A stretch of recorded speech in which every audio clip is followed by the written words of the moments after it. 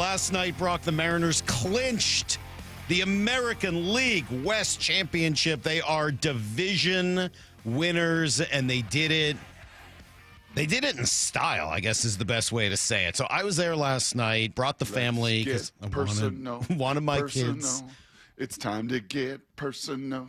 Personal. That's why I'm wearing my hoodie with my short sleeves. That's the look these days. So I think that's what they were wearing in that video in the 1980s. Let's get physical. Video. Yes, they may have been. You said it's pretty special when teams clinch, when you can be there to see that and feel that. And you shot me some texts yesterday, and you said the building was pretty darn electric. Well, it's not just that it was electric. It was. I mean, the vibe was crazy. But I would say even beyond that, it was unique.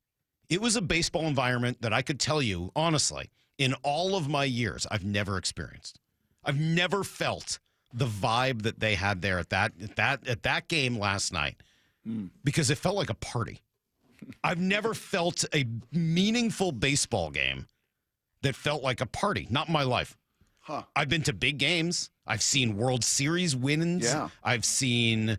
I feel like I've kind of seen everything. I've seen clinching games, playoff series wins, World Series wins, curse-breaking experiences, and all of them had amazing atmospheres. Don't get me wrong. Many of them at Fenway Park, some of them here at T-Mobile, but I've seen them in Colorado. I've seen them in St. Louis. I've seen them in Detroit. I've seen a lot of big baseball. Cleveland. I've seen big playoff, meaningful baseball games with incredible, incredible vibes. But I've never seen a party like that. Not in my life. And I'm sure it's a confluence of events, right? It's the team in front of you and their confidence level and the style that they have. Yes. It's the fact that the Rockies are truly awful. Obviously, that plays a role in it. Yes. Most of the time, you see a meaningful baseball game at the end of the year. It's against an actual opponent as opposed to one who lay down in the first inning and was like, yeah, do whatever you want. Like a dog holding up his belly. Like, oh, you just want to rub my belly? Whatever you need to do. I'm here. Man. I'm lying on the ground. I mean, Denver's been good to us. Denver's been good to us. Like that. Very good. It's like halftime of that Super Bowl that you knew it was over. And maybe that was the similar deal. I wasn't there for that. Maybe that was a similar kind of party. Yes. Maybe it was the anticipation that they were going to clinch last night and that the party was the whole reason to be there last night, to see the clinch, to see the party, the anticipation of that, but without any real fear because you still had 4 games left to go and the Astros were getting blown out, so it didn't even really matter. And they've quit and they stink and like the Rockies were bad. So like there was just not a lot of fear factor that anything could really go wrong. And the Mariners played to it perfectly. The home runs on the field, ending all the drama of the game just in the first inning, back-to-back home runs, and then Polanco adding one more to make it 3-0. Obviously, they would continue to add on from there. The Mariners on the field played it perfectly. And kudos to Ben Mertens and the entirety of his group that deals with the in-game experience, because they played it perfectly too. All of the music was, for the most part, party time.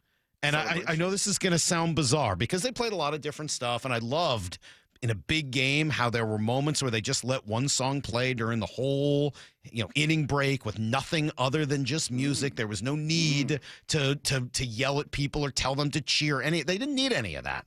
But at the end, as the party was starting to feel imminent, like it was just about to go, I swear, I did not ever think that on the morning the Mariners clinched the division title for the first time in 24 years. Maura, I thought maybe I'd be playing Cher's Believe. I thought maybe there would be a song of real relevance. You found just as annoying of a song. I didn't find it. The Mariners found it. I was shocked that this song. This is what they were playing? They were playing this song. This is not me. I am not the one who demanded Kesha this morning. No, this is on the Mariners because this is what got everybody going last night.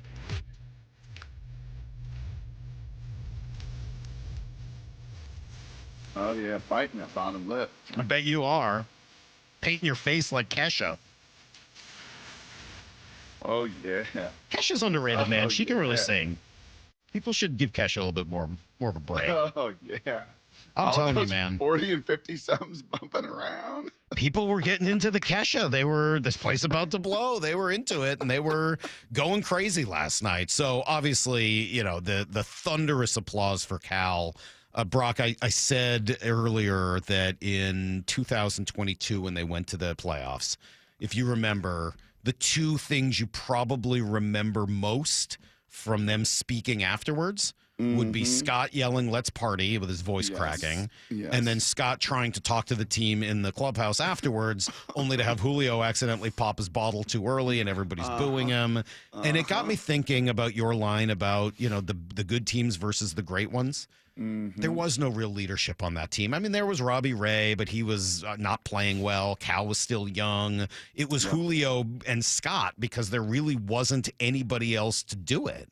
Right? I mean, like, who else was going to take the mantle and speak to the crowd in that moment? Julio did it because he was the name, but he was a rookie. 22, it just wasn't, he didn't know what to say or what to do or how to handle that moment. And his teammates are looking at it like, he's a rookie, and Scott's trying to step in to fill the void, which is what he had to do. I don't know what else he was supposed to do other than try to step in and fill the void. But last night, there was no doubt. There was absolutely no doubt, not a shred of doubt in anyone's mind who everyone wanted to hear from. And apologies to Dan Wilson, but it wasn't him. He spoke and spoke just fine. It was naughty Cal. It was Cal. There's no doubt that it was Cal Raleigh that everybody wanted to hear from last night. I love the city. I love my parents. Thank you for being here. And I'm so happy for our guys. We're going to celebrate tonight. And, like I said, we're not done yet. So. Last question for you, because, I think last night what I kept hearing from everybody on this team was we got more work to do, and it seems like this team was just even more focused tonight. Yeah, I mean, I think most people heard what I said last night, might as well win the whole thing. Yeah, he didn't mind just saying it again, and the crowd went nuts, and they were chanting MVP. But Brock, I know you got a lot more to say. Let me give me one last thing. What? I gotta tell you, I spit my coffee out this morning because the folks in Denver replayed that, and they replayed because right after that, our gal Angie went, "Oh, naughty Cal," and they were like, "Oh, that poor thing." And I'm like, if you only knew Angie. There's nothing poor thing about Angie Menting. Let's be very clear. They're like, oh, that the innocent gal down there trying to interview him, and she's got a cover for another F-bomb with a naughty Cal. No, Angie's just fun. Poor Angie in her virgin ears. It's the first time she's ever heard it. You could almost feel Angie cover the ears like, oh no, Cal, don't let me hear these awful words for the first time in my sheltered life. That's really funny. It was really funny. Well, the cool thing that and hopefully it came through on TV. I don't know if it did. It was so obvious there. Seeing his teammates gather around to watch him speak, the crowd going crazy, obviously, but the fact that his teammates were just as invested in him talking. Yeah, they soaked him with a couple of different Gatorades. JP got him, and then was it Robles who got him a second time? Yeah, they were still throwing water at him, and yeah, there was the curtain call that was all. There was a million cool things, and the crowd just the connection between Cal and the fans is remarkable. And the only other time I've seen that between a baseball player and its fans was David Ortiz, who I was lucky enough to be around, and he had a similar flair for the dramatic in really big moments. But Ortiz certainly didn't do it by hitting 60 home runs, and I don't know whether everyone else on that team looked at him the same way that the players on this team look at Cal. They were looking at other leaders and Veritek and Tito. This team is looking at Cal Raleigh. He is this team. He is this city. He is the leadership. He is the best player. He is all of those things wrapped up into one essentially perfect package. There's most valuable hitters, and then there's most valuable persons. And he is the most valuable player, the most valuable person in baseball this year. And it is the raging debate everywhere going on. Certainly in the social realm. I don't know, Brock. It might all be over over. media. It might be over.